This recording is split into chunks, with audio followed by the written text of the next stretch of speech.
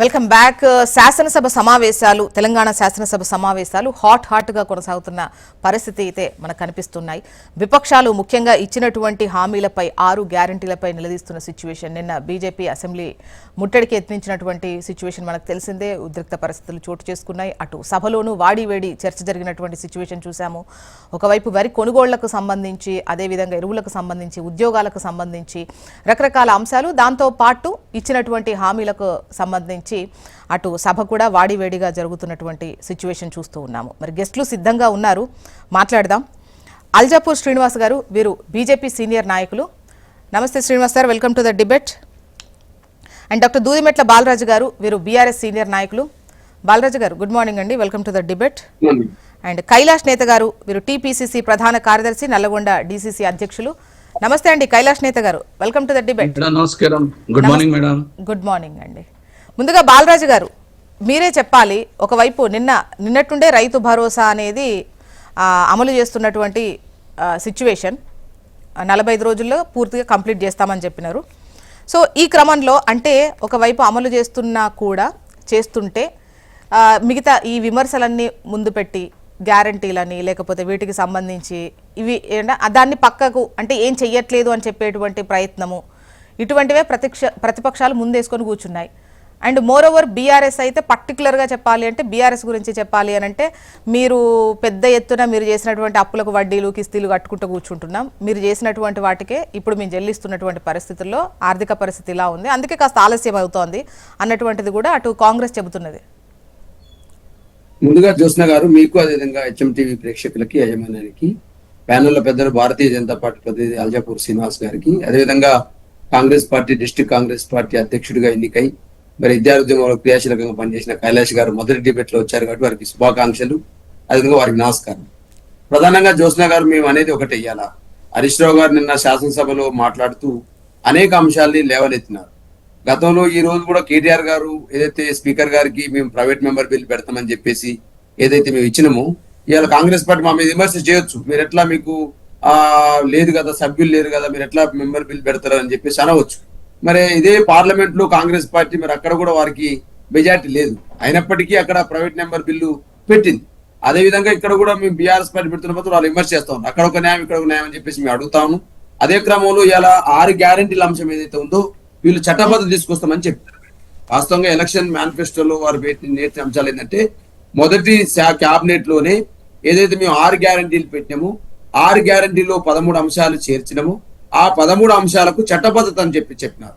అంటే మామూలు ఎలక్షన్ మేనిఫెస్టోలో అనేక రకాల హామీలు ఇవ్వడం వేరు, హామీలకు చట్టబద్ధత వేరు. చట్టబద్ధత వస్తే ఏమైతే డెఫినెట్ గా అమలు చేయాల్సిన పరిస్థితికి వస్తుంది. కాబట్టి ఆ చట్టబద్ధత తేవాలనే డిమాండ్ తోటి మేము శాసనసభలో వీటిని మేము బాలరాజు గారు మొన్న పెట్టిన అవిశ్వాస తీర్మానానికి ఇప్పుడు మీరు పెట్టే ప్రైవేట్ బిల్లుకు కంపారిజనా?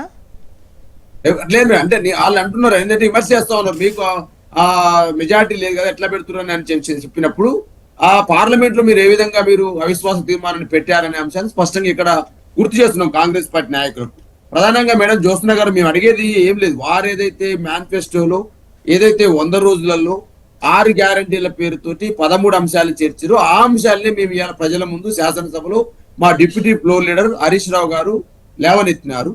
అదేవిధంగా వారిచ్చిన అంశాలకు మీరు చట్టబద్ధత తీసుకొస్తామని చెప్పేసి చెప్పింది మీరే, మొదటి క్యాబినెట్ లో చేస్తామన్నది మీరే. కాబట్టి వాటిపైన ఎందుకు ఇంకా మీరు ముందుకు పోవట్లేదని చెప్పేసి మా పార్టీ వర్కింగ్ ప్రెసిడెంట్ మాజీ మంత్రి కేటీఆర్ గారు ఏదైతే స్పీకర్ గారికి నిన్న వినతి పత్రం ఇవ్వడం జరిగింది ప్రైవేట్ నెంబర్ బిల్కి. అదేవిధంగా మేడం అడుగుతా ఉన్నాం, ఇలా కాంగ్రెస్ పార్టీ ప్రజల ముందు బాలరాజు గారు వస్తున్నటువంటిది ఇప్పుడు వివిధ తీర్మానాలు ఇస్తాయి, స్పీకర్ వాటిని అంటే స్వీకరిస్తారా తిరస్కరిస్తారా ఈ లెక్కలు అనేవి అది రొటీన్ ప్రాక్టీస్. సో ఇక్కడ ప్రైవేట్ మెంబర్ బిల్ అనేది ఎట్లా పాసిబుల్ అనేది ఈవెన్ ఎవరికైనా వస్తుంది. ఇప్పుడు మీరు బిల్లు పెడితే వర్కౌట్ అయ్యేటువంటి సీన్ ఉండదు.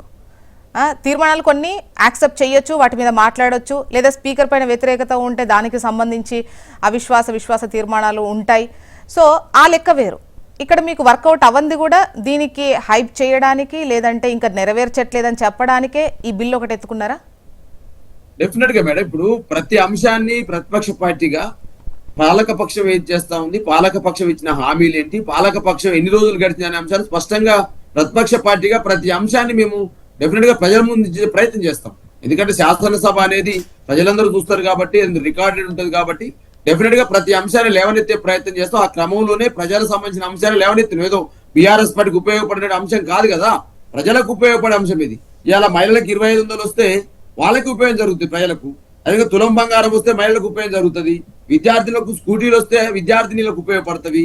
అదే విధంగా వీళ్ళు ఏదైతే 15,000 రైతు భరోసా చెప్పారు మేడం, ఆ 15,000 రైతు భరోసా ఏదైతే మీరు చెప్పారో ఇలా 12,000 ఇస్తా ఉన్నారు. ఆ 12,000 కూడా 6,000 ఏదైతే ఉందో 6,000 ఒక ఎకరానికే ఇస్తామని చెప్పినారు. గతంలో అట్లా లేదు. ఒకేసారి మొత్తం ఎంతమంది రైతులు ఉంటే అంతమందికి ఒకేసారి మొదటి విడతలు వేసేది, తర్వాత రెండో విడతలో 5 ఎకరాల పైచిలకు వేసేది. కానీ ఇలా ఒక ఎకరానికి వేసే ప్రయత్నం చేస్తా ఉన్నారు. ఈ మధ్య కాలంలో ముఖ్యమంత్రి గారు ఏదైతే సమావేశం జరిగిందో ఎందుకు రైతు బంధు అవసరం లేదు, మనం ఏమైనా పంట బోనస్ ఇద్దాము, రైతు పండించే వాళ్ళకి ఇద్దామని చెప్పి ఒక చర్చ కూడా ఇలా సోషల్ మీడియాలో తిరుగుతా ఉంది.